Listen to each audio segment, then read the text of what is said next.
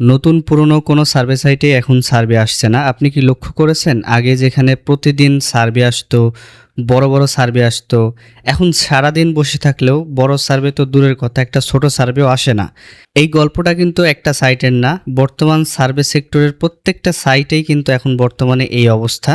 পুরনো অ্যাকাউন্টে কাজ নেই, নতুন অ্যাকাউন্ট করলে অ্যাকাউন্ট ব্যান করে দিচ্ছে। তাহলে কি সার্ভে ইন্ডাস্ট্রি শেষ, নাকি এর পিছনে অন্য কোনো কারণ আছে? আজকের এই ভিডিওতে আমি বাস্তব তথ্য আর নিজের অভিজ্ঞতার ভিত্তিতে দেখাবো আসলে কি হচ্ছে এবং এখন কি করলে আপনার সুযোগ বাড়তে পারে এবং কি কি করণীয়। তো ভিডিওটা শেষ পর্যন্ত দেখবেন, দেখলে অবশ্যই ফ্রিতে অনেক টিপস পাবেন। হতে পারে এই ছোট্ট ভিডিও থেকে আপনি এমন কিছু ইনফরমেশন পেলেন যেটা আপনার পরবর্তী কাজের ক্ষেত্রে হেল্পফুল হলো। ভিডিওটা অবশ্যই লাইক করে দিব এবং চ্যানেলে নতুন আসলে অবশ্যই সাবস্ক্রাইব করে দিব। তো খেয়াল করে দেখুন, আমি একটা সার্ভে সাইটে আছি, এটা হচ্ছে টপ সার্ভে। আমি যদিও খুব বেশি সার্ভে করার সুযোগ পাই না বা সময় পাই না, আমার এই অ্যাকাউন্টটাতে $200 মতো উইথড্র করা আছে এবং বর্তমানে দেখেন যতগুলো সার্ভে আছে 5 সেন্ট, 10 সেন্ট, 3 সেন্ট, মানে খুবই সামান্য পয়েন্টের সার্ভেগুলো আমার কাছে শো হচ্ছে। এবং আমি যদি ধরতে যাই দেখা যাচ্ছে 20-30 সেন্টের সার্ভেগুলোও অনেক সময় রিজেক্ট হচ্ছে। কিন্তু আগে কিন্তু এরকম হতো না। আপনারা যারা আগে থেকে কাজ করেন আপনারা কিন্তু ভালো করে জানেন যে ছোট সার্ভেগুলো ধরলেই হয়ে যেত। ইভেন $1, $2, $3, $4 পর্যন্ত সার্ভে এখানে কিন্তু ইজিলি হয়ে যেত। আর যারা নতুন আছেন তাদের কথা কি বলবো, তারা অনেকেই এমন অবস্থাতে সার্ভে কাজ শুরু করছেন যখন সার্ভের অবস্থা খুবই বেহাল। তো এত কথা বাদ দিয়ে আসল কারণ কি? আসলে এই যে সমস্যাগুলো হচ্ছে বর্তমানে সার্ভে সেক্টরে সার্ভে নাই, সব সাইটেই অপিনিয়নেস, টপ সার্ভে, প্রাইম এলএলসির যত সাইট আছে সব সার্ভে সাইটই সেম অবস্থা। আগে যেটা আপনি $2, $3 সার্ভে করতেন সেই সময় দিয়ে এখন আপনি $1ও করতে পারছেন না বা 50 সেন্টও করতে পারছেন না। এরকম কমেন্ট, এরকম মেসেজ প্রচুর পরিমাণে পেয়েছি। এই জন্য আজকের এই ভিডিওটা তৈরি করা। আমি কয়েকটা প্র্যাকটিক্যাল জিনিস দেখাবো এবং কয়েকটা জিনিস আপনাদের তুলে ধরবো যেগুলো আপনারা দেখলে নিজেরাও বুঝতে পারবেন যে আসলে কেন বর্তমানে সার্ভে সেক্টরের এই অবস্থা এবং কিভাবে আপনি নিজের উন্নতি করতে পারবেন এই জায়গা থেকে। দেখেন, আমি কয়েকটা রিজন বলবো, যার মধ্যে কিছু কিছু রিজন আছে যেগুলো আপনি চাইলেও ঠিক করতে পারবেন না, এটা হওয়ার ছিল হবে। আর কিছু কিছু রিজন আছে যেটা আপনি চাইলে ইমপ্রুভ করতে পারেন। এই ইমপ্রুভমেন্টের মাধ্যমে আপনার অ্যাকাউন্টে সার্ভে বেশি আসতে পারে। হতে পারে যে আপনি আগের থেকে বেটার রেজাল্ট পাচ্ছেন, এরকম কিছু হতে পারে।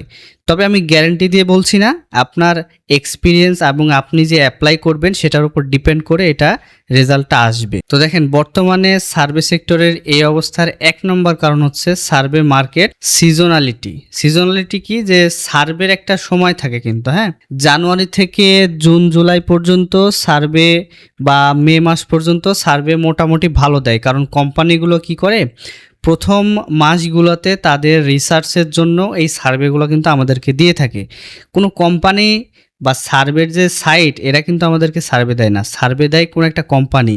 সেটা আপনি যদি সার্ভে করে থাকেন তাহলে জানবেন, অ্যামাজন হোক, অ্যাপল হোক বা বিভিন্ন আপনার ওই যে হসপিটাল কিংবা মেডিকেল সার্ভে, যত সার্ভে করে থাকেন এই কোম্পানিগুলো কি করে বছরের প্রথম দিকে তারা কিছু ডাটা কালেক্ট করে।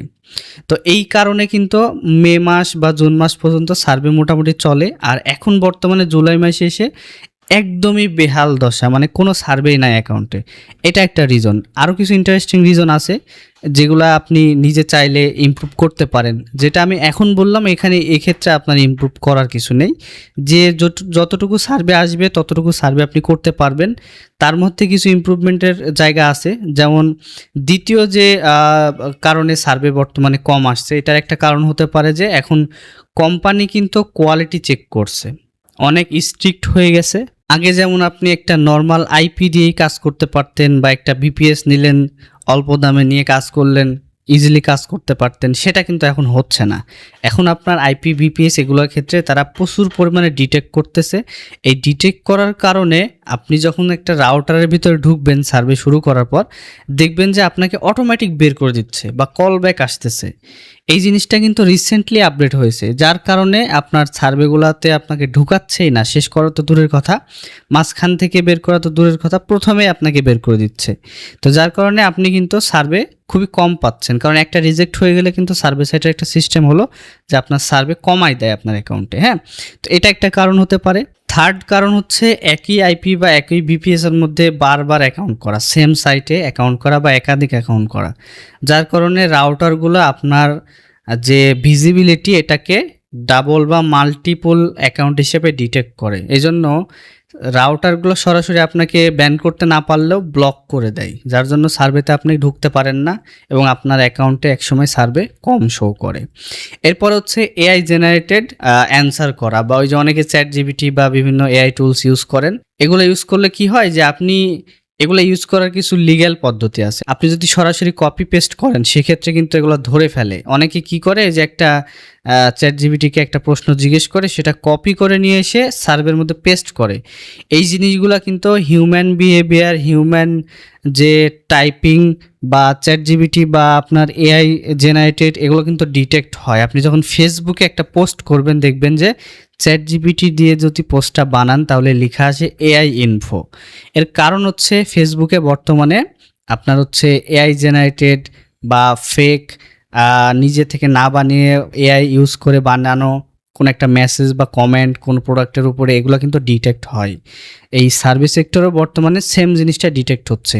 তো এই জায়গাতে কিন্তু ইমপ্রুভমেন্টের জায়গা আছে, যেটা আমি প্রথমেই বলেছি যে সব ইমপ্রুভমেন্ট আপনি করতে পারবেন না, তবে কিছু কিছু ক্ষেত্রে আপনি ইমপ্রুভমেন্ট করতে পারবেন। সেটা হচ্ছে নিজে থেকে অ্যান্সার করেন, চ্যাট জিপিটি বা এগুলার আপনি হেল্প নেন, সেটা বাহ্যিকভাবে, কিন্তু ইন্টারনালি আপনি একদম হিউম্যানের মতো বিহেভিয়ার করেন, লিগ্যাল ওয়েতে কাজ করেন, তাহলে দেখবেন যে কিছুটা আপনার হ্রাস হবে।